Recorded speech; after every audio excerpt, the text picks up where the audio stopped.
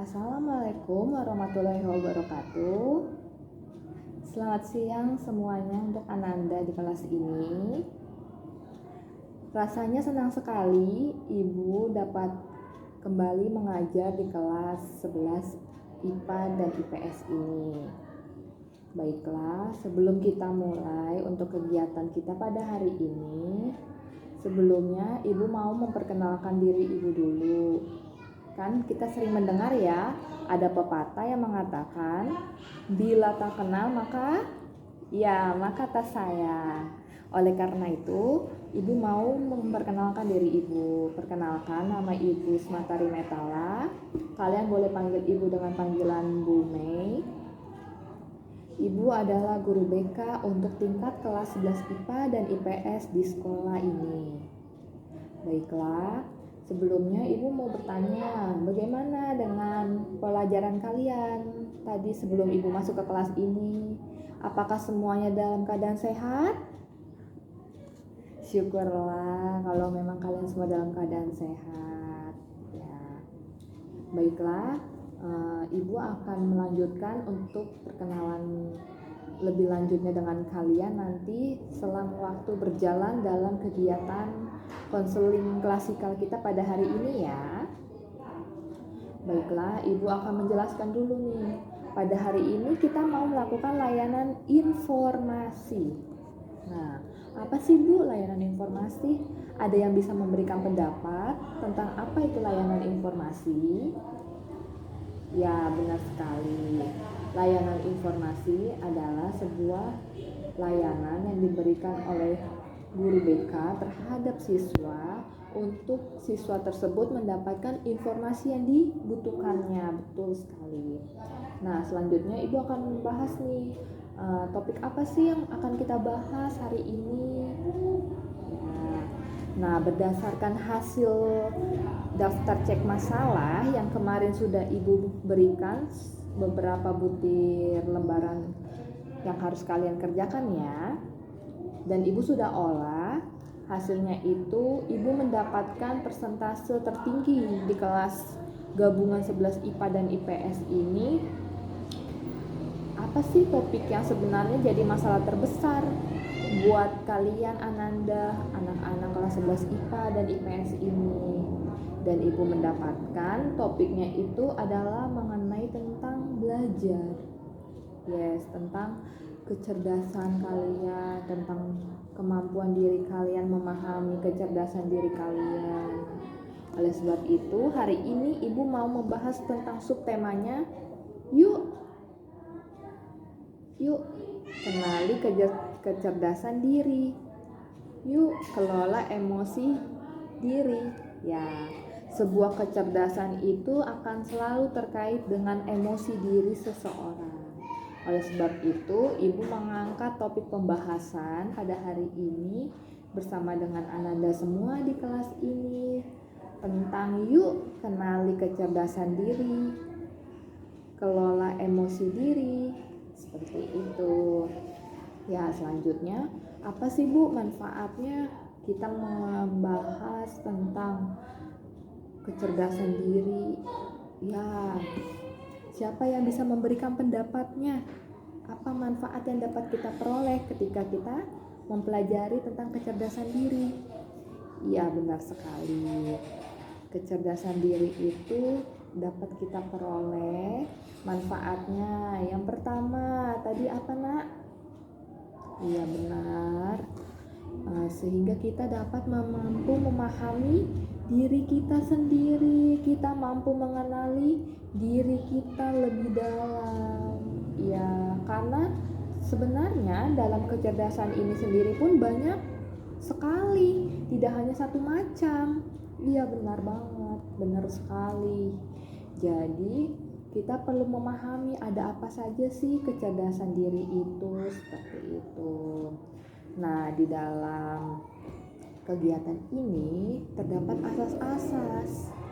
asas-asas yang dimana kita juga harus memahami apa sih asas-asas yang terkandung dalam kegiatan ini yang harus kita pahami dengan baik. Yang pertama ada asas kegiatan, di mana asas kegiatan itu adalah kita yang melakukan kegiatan konseling klasikal pada siang hari ini akan membahas topik yang dibahas yang sedang terjadi saat ini. Iya benar. Dan tadi Ibu sudah ulas, Ibu mengangkat topik ini dari hasil olah DCM yang Ibu lakukan di kelas 11 IPA dan IPS ini.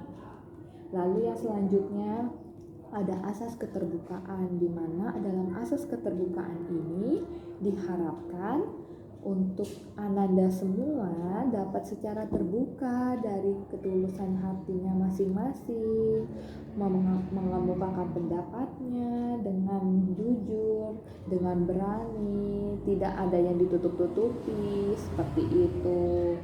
Lalu mau secara sukarela mengungkapkan pendapatnya tanpa ada paksaan, tetapi karena atas dasar keinginan dari diri sendiri untuk mau berbagi informasi terhadap temannya yang lain, terhadap kita yang ada di dalam ruangan ini saat ini. Lalu ada asas kenormatifan, di mana asas kenormatifan itu berarti kita punya aturan-aturan, norma-norma yang harus kita taati bersama, di mana ada norma kesopanan, bagaimana kita harus saling menghargai satu sama lain seperti itu. Nah, lalu kita juga ada asas kerahasiaan. Nah, jadi Ibu harap pada siang hari ini ketika kita membahas topik ini, Ananda semua tidak perlu merasa khawatir atau cemas. Ya, kita diajak untuk dapat membuat komitmen bersama untuk saling menjaga kerahasiaan apa yang kita bahas pada siang hari ini. Begitupun Ibu pribadi selaku guru BK. Ibu akan menjaga setiap apapun pendapat yang Ananda kemukakan di kelas ini tidak menyebarluaskan atau tidak menceritakan atau memberitakan kepada orang di luar dari kita yang saat ini ada di dalam kelas ini, seperti itu. Jadi Ibu harapkan semoga dalam kegiatan konseling klasikal kita hari ini dapat membawa manfaat untuk kita semua ya. Ya, amin. Baiklah, Ibu akan menjelaskan ya bagaimana aturan yang akan berlaku ketika kita akan memulai pada kegiatan inti nantinya dalam pembahasan materi konseling klasikal ini. Yang pertama, aturannya adalah ketika Ananda semua akan mengemukakan pendapat, diharapkan untuk dapat saling menghargai ya, untuk dapat saling menghargai. Oleh sebab itu, ketika Ananda ingin mengemukakan pendapat, Ananda boleh mengacungkan tangannya ke atas terlebih dahulu, seperti itu ya. Nah, ketika Ibu sudah memberikan keleluasaan atau kesempatan dengan menyebutkan nama, bolehlah Ananda tersebut memberikan pendapatnya atau menyampaikan hal yang ingin dipertanyakan seperti itu. Selanjutnya lagi, ketika ada orang lain ataupun ibu ataupun teman kalian yang sedang mengemukakan pendapatnya, diharapkan kita semua yang ada di kelas ini untuk menghargai dengan mendengarkan secara seksama dan tidak memotong pembicaraannya, seperti itu ya. Iya, senang sekali. Apakah ada yang mau bertanya atau masih merasa bingung dengan aturan yang akan berlaku dalam kegiatan kita hari ini? Baiklah, syukurlah kalau memang kalian semua sudah cukup memahami ya. Baiklah, kita akan masuk ke dalam kegiatan pembahasan topik kita hari ini. Maka sebelumnya marilah kita mulai dengan berdoa dulu. Baiklah, untuk memulai pertama, Ibu minta Ananda yang di depan paling sebelah kanan Ibu boleh memimpin doanya, Nak? Ya, silahkan.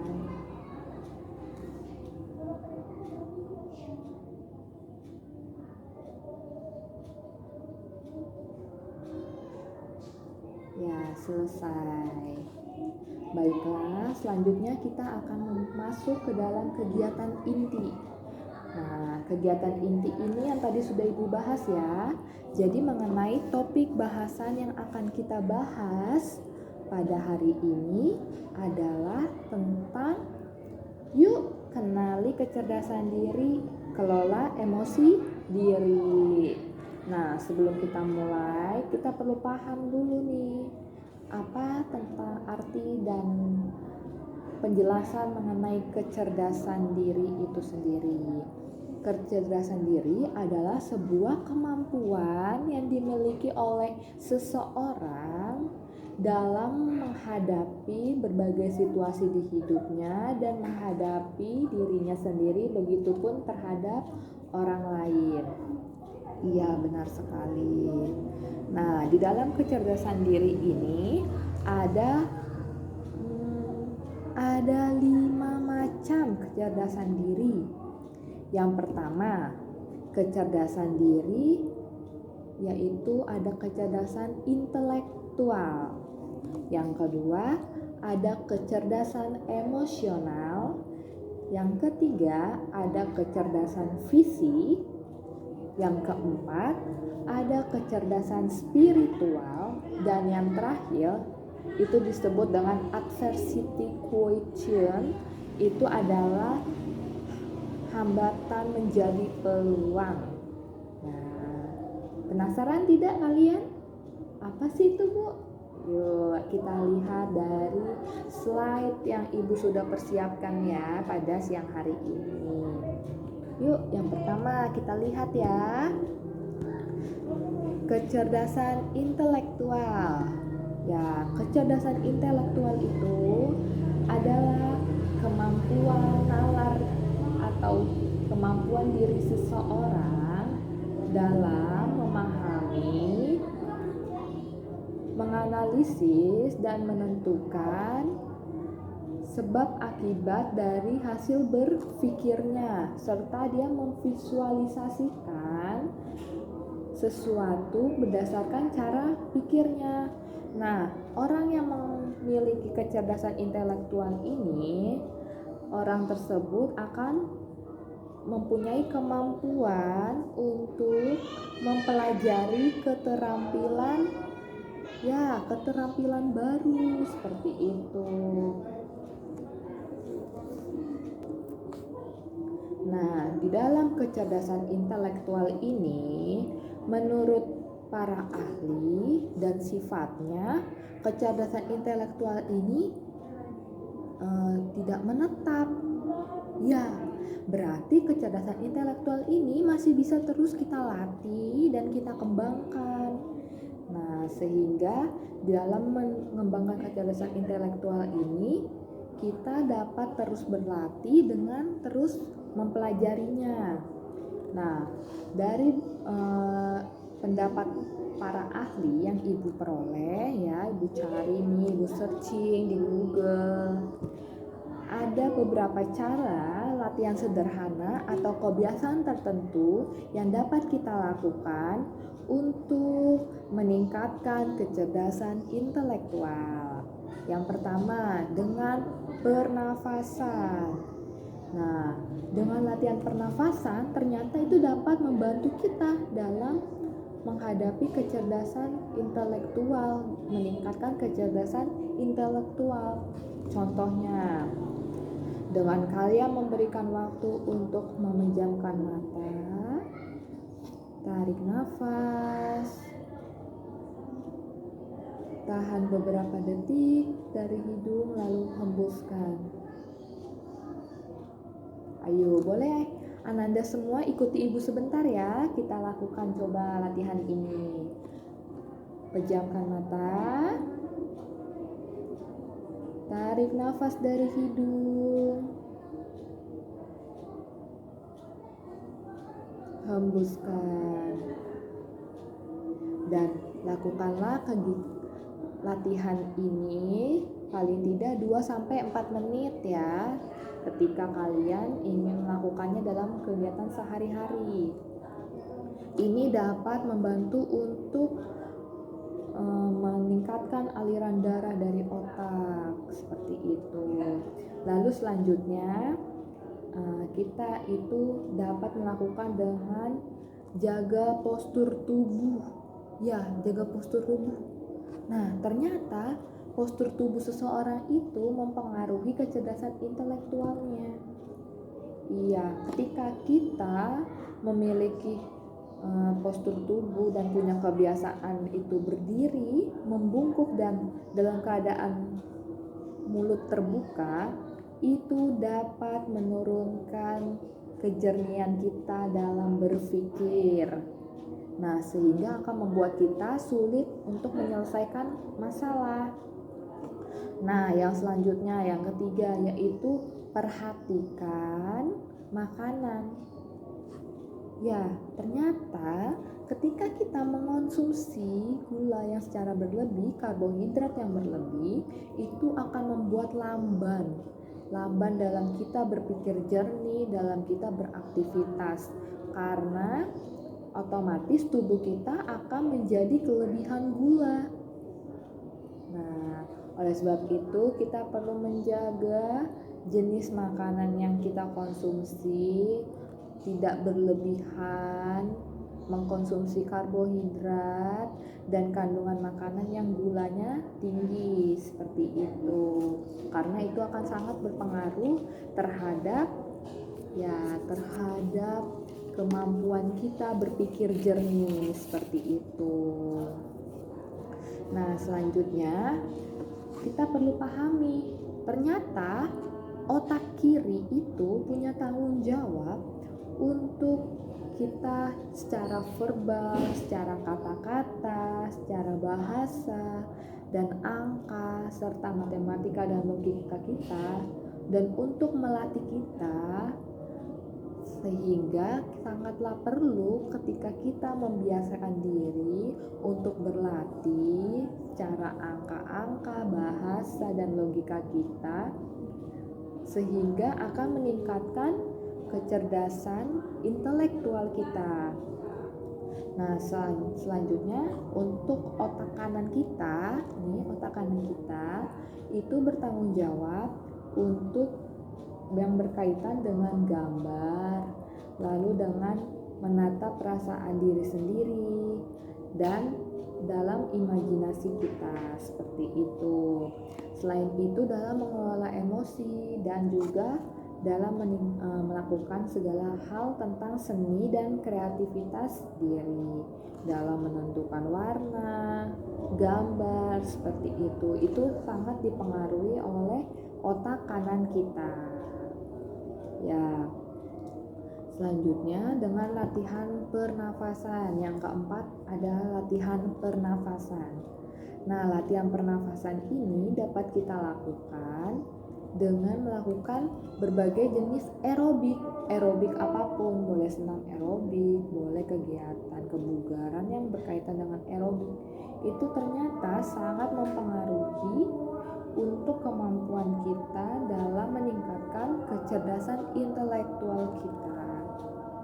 Ya, selanjutnya kita akan masuk ke slide tentang kecerdasan emosional. Ya, kecerdasan emosional itu adalah kemampuan untuk mengenali dan mengendalikan serta menata perasaan sendiri dan perasaan kepada orang lain secara mendalam, yang sehingga kehadirannya kita itu memperoleh atau membuat orang lain merasa menyenangkan, seperti itu, dan didambakan oleh orang lain. Ya, dalam kecerdasan emosi itu dapat tumbuh dan dipupuk serta dipelajari melalui proses belajar. Nah, dalam proses belajar itu kita dapat direspon dari berbagai pengalaman yang kita terima dalam kehidupan kita, dalam kehidupan kita dan di dalam perjalanan hidup kita, pengalaman hidup kita dari kita lahir hingga kita akan meninggal nantinya.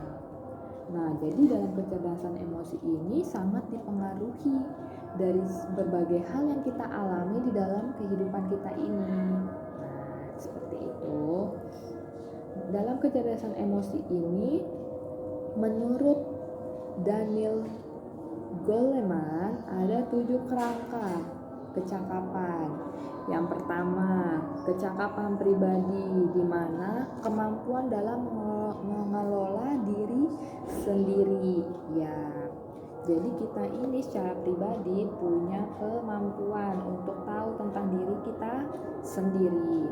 Nah, yang selanjutnya yaitu kesadaran diri, di mana kita mengetahui kondisi diri kita yang kita rasakan saat ini, kondisi orang lain yang ada di sekitar kita, dan rasa percaya diri yang tinggi di dalam diri kita itu akan mempengaruhi kesadaran diri kita. Dan yang selanjutnya yaitu pengaturan diri.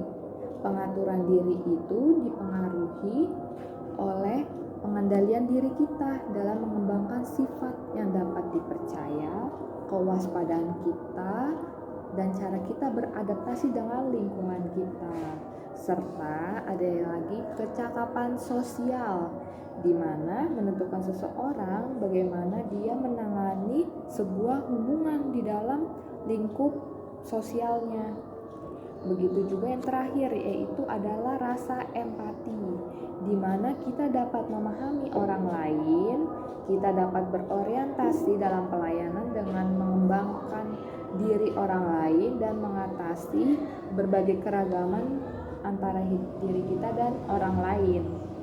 Serta yang selanjutnya yaitu keterampilan sosial. Keterampilan sosial itu dapat dari cara kita menggugah tanggapan yang kita kehendaki terhadap orang lain.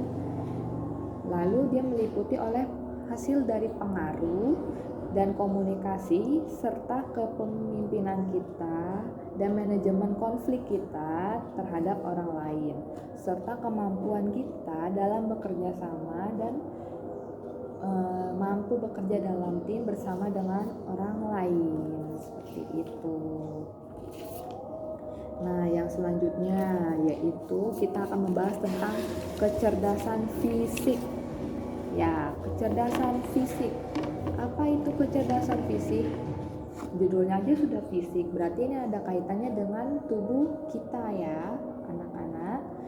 Ya, Anda semua dapat memahami kecerdasan fisik. Kecerdasan fisik itu adalah kecerdasan yang dimiliki oleh seseorang yang berasal daripada tubuhnya sendiri. Ya, di dalam kecerdasan fisik ini, ketika kita sering menemukan apakah orang yang suka berolahraga ataukah orang yang suka menggeluti sebuah olahraga atau suatu olahraga tertentu. Nah, apakah Ananda ini adalah orang yang suka melakukan kegiatan yang berkaitan dengan aktivitas fisik?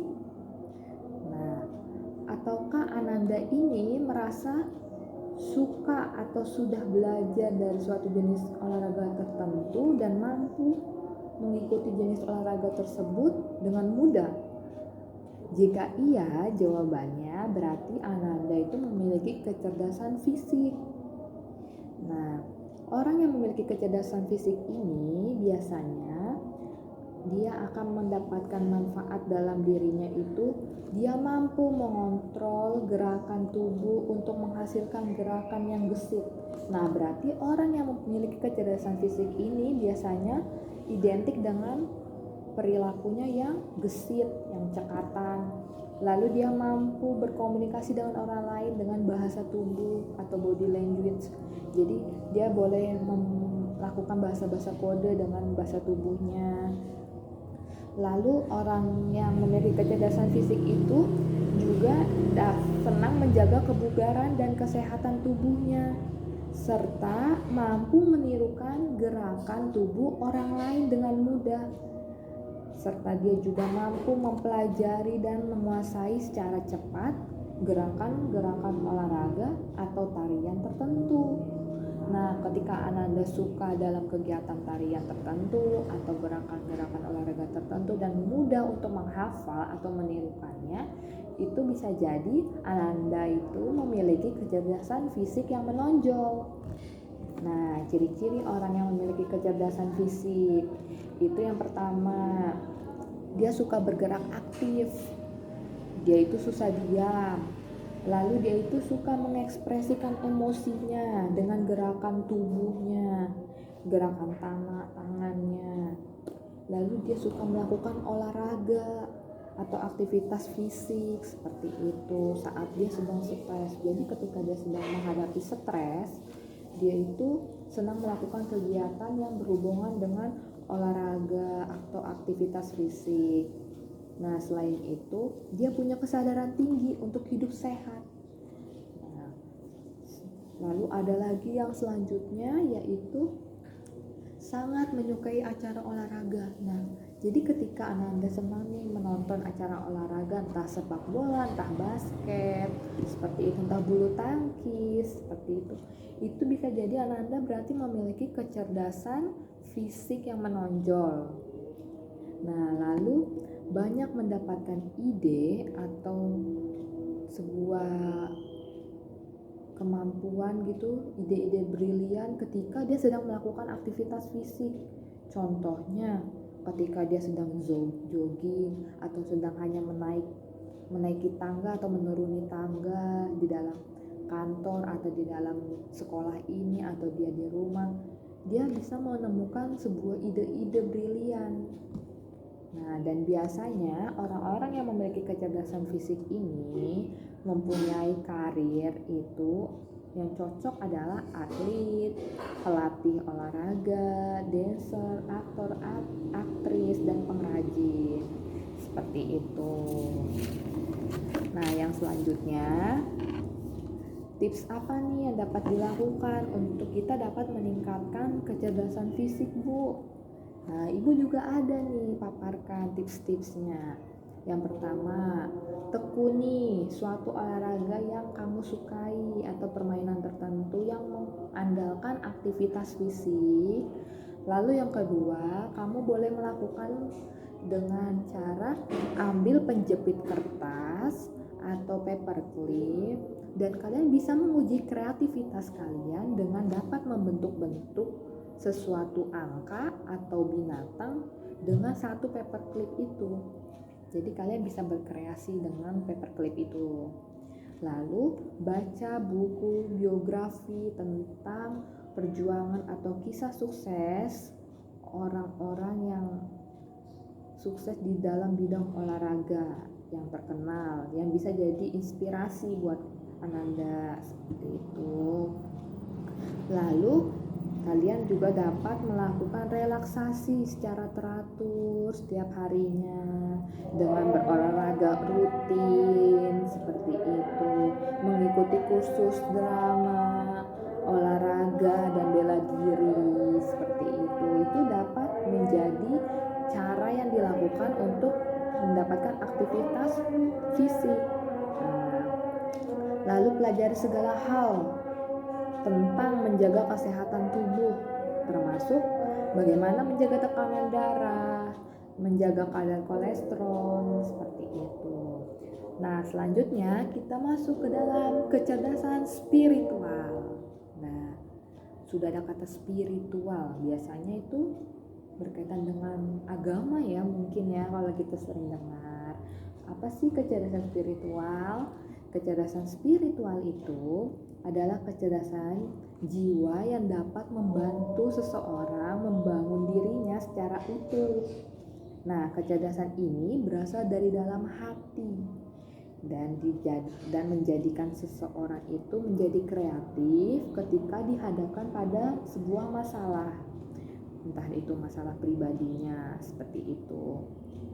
Lalu mencoba melihat makna yang terkandung di dalam masalah tersebut serta berusaha menyelesaikan masalah tersebut. Nah, itu akan memperoleh ketenangan dan damai di dalam hatinya. Nah, kecerdasan ini membuat individu mampu memaknai setiap kegiatan sebagai sebuah ibadah yang berguna atau demi kepentingan umat, bahkan untuk Tuhan yang sangat dicintainya. Seperti itu. Nah, kecerdasan spiritual ini juga dapat dikatakan adalah kecerdasan yang paling tinggi dari semua kecerdasan yang tadi Ibu sudah sebutkan. Nah, pokok-pokok yang menjadi kecerdasan spiritual itu ada beberapa nih yang Ananda harus tahu. Yang pertama, kemampuan seseorang menghayati keberadaan Tuhan atas segala apa yang ada dalam dirinya. Terus kemampuan untuk memahami hakikat di balik realitas hidup ini, memberikan makna terhadap apa yang dialami dalam pengalaman hidup. Terus mampu membedakan mana yang baik, mana yang benar, mana yang salah. Mampu memaknai dan memahami bahwa kehadiran kita itu entah dalam profesi atau dalam status kita bisa membuat orang lain merasa dihargai atau mempunyai penghargaan. Nah, itu pokok-pokoknya ketika Ananda merasa memiliki kecerdasan spiritual seperti itu. Nah, selanjutnya kita masuk ke dalam adversity quotient atau hambatan menjadi peluang. Nah, ini mengubah hambatan menjadi peluang. Ini kecerdasan yang dimiliki seseorang ketika dia mengatasi kesulitan dan sanggup untuk bertahan hidup dari segala kesulitan yang dihadapinya dan tidak mudah menyerah. Seperti itu dalam menghadapi kesulitan hidupnya itu. Ada 3 tipe manusia di dalam menghadapi adversity quotient ini. Ini menurut Stolz ya. Yang pertama yaitu quitters atau orang-orang yang berhenti. Ini biasanya ciri-cirinya orang tersebut itu hanya sedikit memperlihatkan sebuah ambisi hidupnya. Terus semangatnya itu minim. Dan dia memiliki mutu yang di bawah standar. Orang-orang ini biasanya akan mudah berhenti di tengah permasalahan yang dihadapinya, seperti itu. Jadi ibaratkan itu sebuah mendaki, orang ini akan berhenti ketika dia akan mendaki, seperti itu, ketika dia menghadapi hambatan. Dan orang-orang seperti ini biasanya akan mudah cepat berputus asa. Iya, dia akan mudah berputus asa dan menyerah. Yang kedua yaitu campers. Campers adalah orang-orang yang berkemah, di mana orang-orang ini mempunyai cukup motivasi yang kuat dalam hidupnya dan dia dapat menunjukkan upaya yang dalam mencoba, namun dia tidak cukup sungguh-sungguh dalam menjalani atau mengejar cita-cita yang diinginkannya, sehingga dia akan memilih berhenti di suatu titik dia merasa bosan atau jenuh terhadap tantangan yang dihadapinya. Nah, jadi dia semangat, motivasinya tinggi, tetapi dia tidak benar-benar sungguh melakukan ketika dia mengatasi masalah seperti itu. Jadi dia akan memilih berhenti ketika dia merasa lelah dan bosan terhadap tantangan yang dialaminya. Yang ketiga itu tipe manusia climbers atau orang-orang pendaki. Nah, kalau orang-orang yang seperti ini diramalkan adalah orang-orang yang akan mencapai kesuksesan dalam hidupnya. Karena orang-orang ini akan memiliki jiwa untuk terus berjuang mengejar cita-cita, kreatif, memiliki motivasi yang tinggi, optimis dan tidak membiarkan umur, jenis kelamin, ras, bahkan kecacatan secara fisik dan mental sebagai penghalang dalam dia mengatasi segala kesulitan hidupnya. Nah, dalam mewujudkan 3 jenis hambatan ini, ya, tiga macam tipe ini, hambatan menjadi peluang ini, kita perlu lakukan. Yang pertama adalah kontrol. Ya, kontrol.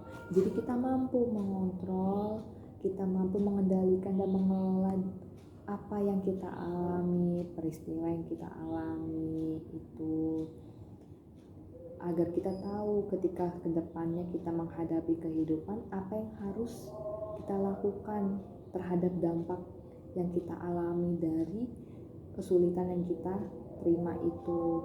Dan ini sangat berpengaruh akan harapan yang dirasakan oleh orang itu ketika dia mengalami hidup di masa yang akan datang. Yang selanjutnya yaitu asal usul dan pengakuan. Nah, orang-orang seperti ini biasanya dia akan kelihatan sejauh mana dia mempermasalahkan dirinya ketika mendapatkan masalah. Dia memahami letak kesalahannya seperti itu, lalu dia dapat tahu kesalahan tersebut itu berasal dari dirinya atau lingkungannya yang menjadi sumber kesulitannya dan kegagalannya. Dan rasa bersalahnya yang tepat itu akan membuat orang tersebut untuk bertindak. Tetapi jika rasa bersalahnya itu terlampau berlebihan, maka akan membuat orang tersebut merasa lumpuh dan tidak mampu melakukan sebuah tindakan. Nah, dan pengakuan untuk mengungkapkan sejauh mana seseorang itu mengakui bahwa akibat-akibat kesulitan yang dialaminya itu berasal dari kegagalannya dari mana, dan dia siap untuk bertanggung jawab atas kesalahan yang dialaminya itu. Selanjutnya yaitu jangkauan. Jangkauan itu dimana orang tersebut memahami sejauh mana kesulitan yang dialaminya dapat mengganggu aktivitas lain di dalam hidupnya yang sedang dia lakukan yang tidak berhubungan dengan masalah yang sedang dialaminya. Nah, kalau orang yang memiliki adversity quotient yang rendah, maka dia akan menjadi individu yang sulit melakukan hal-hal lain di tengah kesulitannya, seperti itu. Lalu mempunyai daya tahan. Daya tahan itu berarti kemampuan atau kecepatan dan ketepatan seseorang memecahkan masalahnya. Maka dapat dilihat berapa lama dia mampu bertahan dalam kesulitannya yang berlangsung. Dan ini akan berkaitan dengan cara dia memandang atau bagaimana efeknya nanti kelak dengan harapan yang baik atau buruk di keadaannya yang masa akan datang. Nah, orang yang memiliki daya tahan yang tinggi, dia akan mampu menghadapi segala kesukaran yang dihadapinya saat itu, seperti itu. Nah, faktor-faktor penentunya dari adversity quotient ini, yang pertama yaitu daya saing. Ketika orang tersebut merasa tidak punya daya saing, tidak ada daya saing, maka dia akan berpeluang untuk tidak melakukan apa-apa, tidak menciptakan sebuah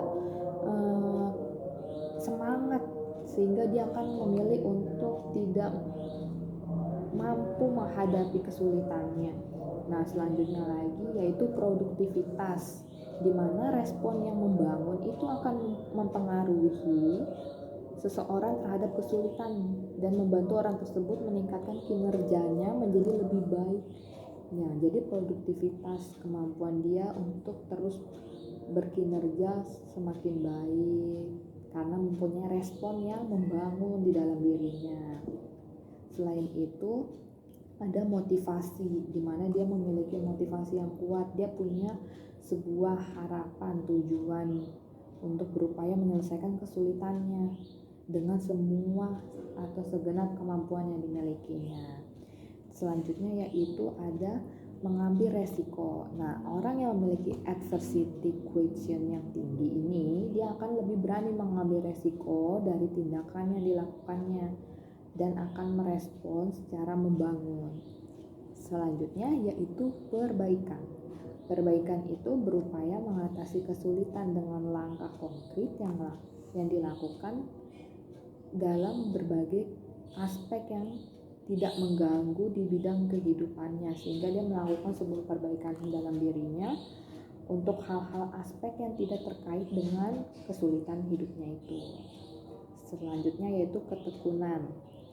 Ketekunan itu adalah seseorang yang merespon kesulitannya dengan baik akan senantiasa bertahan.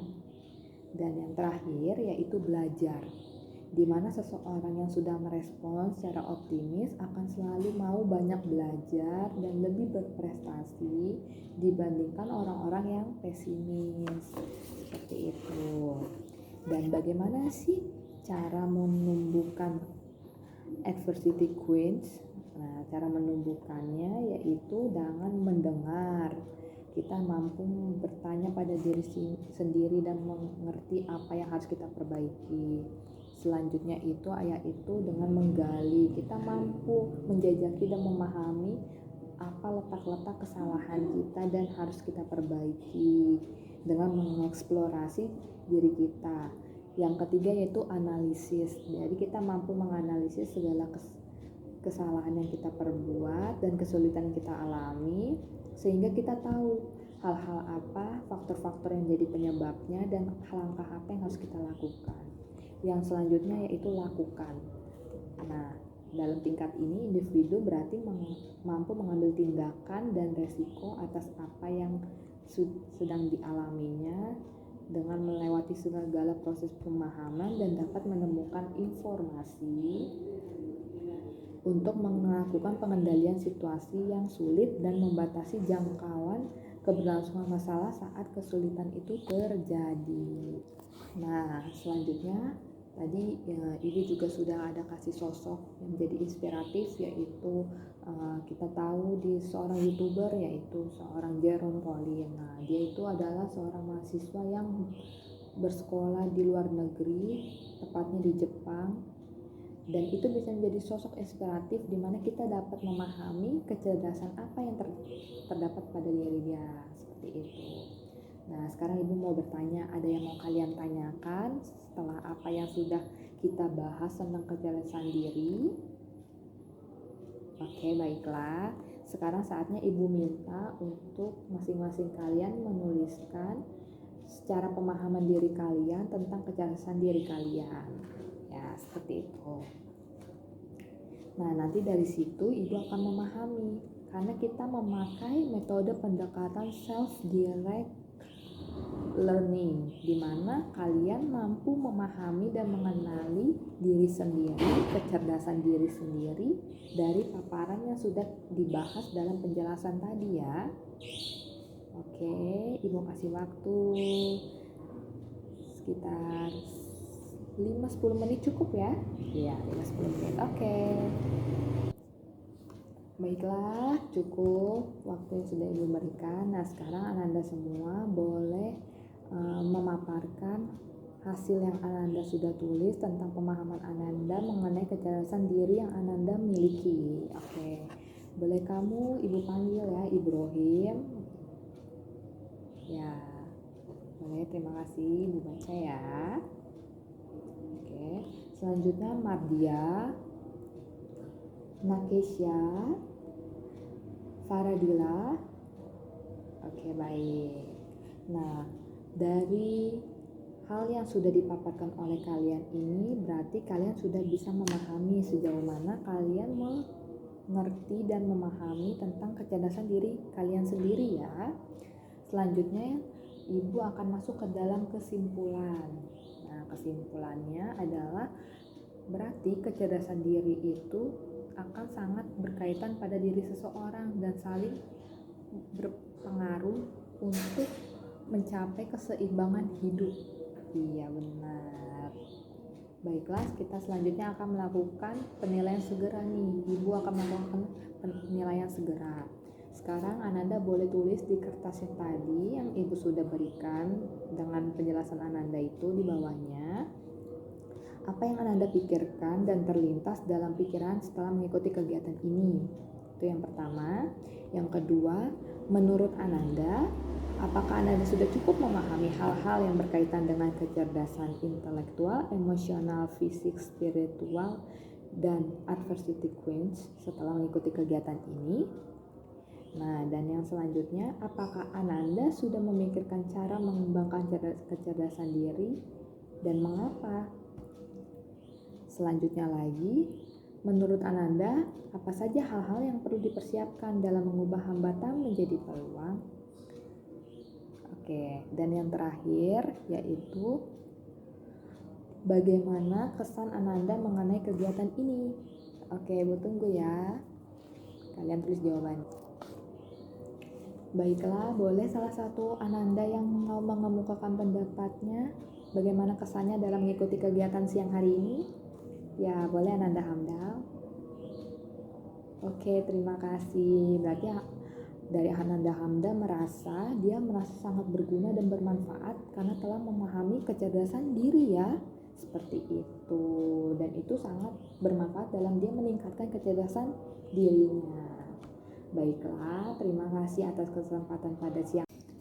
Baiklah, terima kasih atas kesan yang sudah Ananda berikan pada kegiatan kita pada hari ini. Nanti Ibu akan lebih lanjut baca hasilnya dan nanti Ibu akan buat janjinya ya untuk siapa nih yang Ibu mau kasih hadiah atas keberaniannya untuk memaparkan pendapatnya mengenai kecerdasan diri yang dimilikinya dan langkah-langkah apa yang akan dilakukannya untuk kedepannya dalam meningkatkan kecerdasan dirinya, seperti itu. Ibu harapkan pada pertemuan hari ini membawa manfaat untuk Ananda semua, begitupun untuk Ibu juga. Sehingga Ibu merasakan terima kasih dan bersyukur karena Ananda semua dapat berperan aktif dalam kegiatan konseling klasikal kita pada hari ini. Untuk mengakhiri kegiatan, Ibu ucapkan terima kasih. Marilah kita berdoa untuk menutup. Selesai. Assalamualaikum warahmatullahi wabarakatuh. Selamat siang Ananda semua. Selamat melanjutkan aktivitas pembelajaran setelah kegiatan konseling klasikal siang hari ini.